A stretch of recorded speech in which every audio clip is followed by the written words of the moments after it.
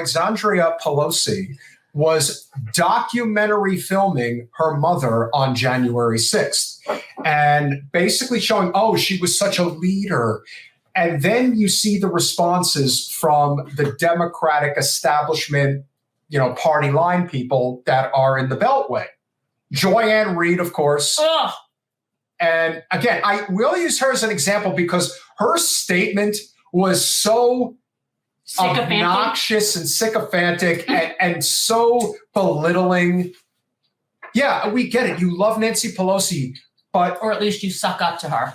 We don't know how you really. To me, it's if you watch, because you don't really watch it, I have to pay attention to this. But if you look at the blue check liberals in DC, New York, LA, that San Francisco, that group, when something has to go out about how great the president is or how great the speaker is, that's Joy great. And green, that's baby. Good, Mario. You're working on it, baby. Awesome. You're doing good.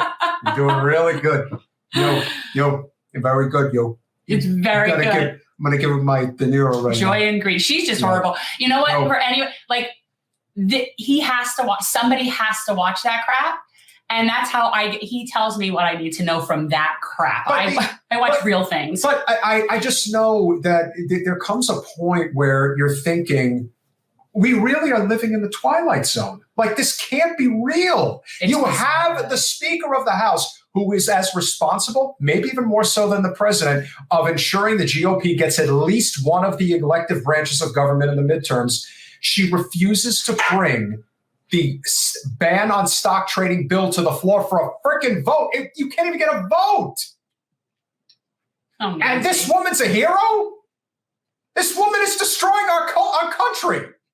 Everyone knows now that our elected officials cheat our country. They cheat the system, literally, not legitimately. And not only do they get to just do it, but then they get people to cheer for them. To cheer for them. Right? Like you can't make this shit Nancy up. Pelosi, who is a public servant and has been a public servant for over 40 years, amazingly, is worth over $120 million. And everyone will say, well, Paul Pelosi's the one stock trading. Also a criminal. Who do you think she's getting the information from? Who do you think he's getting it from? They own multiple vineyards in Napa Valley, California. Do you know how much a vineyard costs there? I don't begrudge the people money. I begrudge them insider trading shit. Yes. It's like, it's so disgusting. It really is. It's very Marie Antoinette. And honestly, we know what happened to her. Like, pigs get fat, hogs get slaughtered, and Nancy. They are expecting people to just pick up. But the big bad Republicans on the other side, that is the corruption within the system, convincing you that you're entitled to nothing. Apparently today, I didn't know this, neither did Jen, President Biden put out a statement. And of course, you would call it the October surprise because the election is literally 3 weeks from tomorrow. So they're going to do some things that are going to make you think that they really care. It's showmanship. So they put out a post today, and one that I would think we definitely agree with is the idea that hearing aids should be over the counter. Metalopoly, we are that. Yeah, that they should be.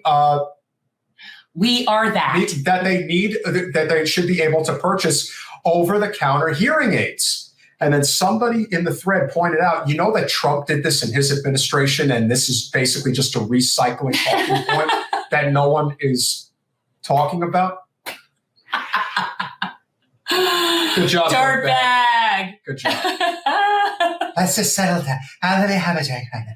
I just want another drink. I'm thirsty. I hate when you do women. You don't do women well. One of the things that I always couldn't stand is that I remember when I really was getting into politics, and they would talk constantly about how Speaker of the House before Nancy Pelosi was John Boehner, and how he would hit the bottle every day. If you can't tell that Nancy Pelosi is a lush, I don't know what you're looking at. But they never talk about it. It's like you're not allowed to. There's different rules for different people, and you want to know how how bad it's gotten? Is just now when you said John Boehner, and trust me when I tell you, not a fan of John Boehner. No. But it made me think back to, it wasn't that long ago that there were actually some decent people in there. like where things actually kind of got done. Like it was in my lifetime. John I Boehner remember, was infinitely better than Paul Ryan. Oh, yeah. Well, that's what I'm saying. Like there have been more effective and ineffective people. And it's like, she's not up there with the effective ones. And think about this, ladies and gentlemen. You went from John Boehner to Nancy Pelosi to Paul Ryan. Think about the type of representative you have to be to get to a Paul Ryan. All Paul Ryan is he's the Republican Beto. Yeah, well, yeah, I guess that's one way of looking at it. Just he's the counterpart to, or maybe Buttigieg. But again, it is history repeating itself when you think about it, because when the Democrats got shellacked in the 2010 midterms, and they did again in 2014, it's all about the fact that they are worse for this reason. They make you think that they're really trying to get things done for you. And while I do believe that there is somewhat of a roadblock with Sinema and Manchin, but let's just say for the sake of argument that the Democrats do end up scooping 2 extra seats in the Senate. And so they have now John Fetterman, who would be the most likely person to flip a seat, and the second would be Mandela Barnes in Wisconsin. And Lord knows we would love to get Ron Johnson out of the U.S. Senate. That would be wonderful.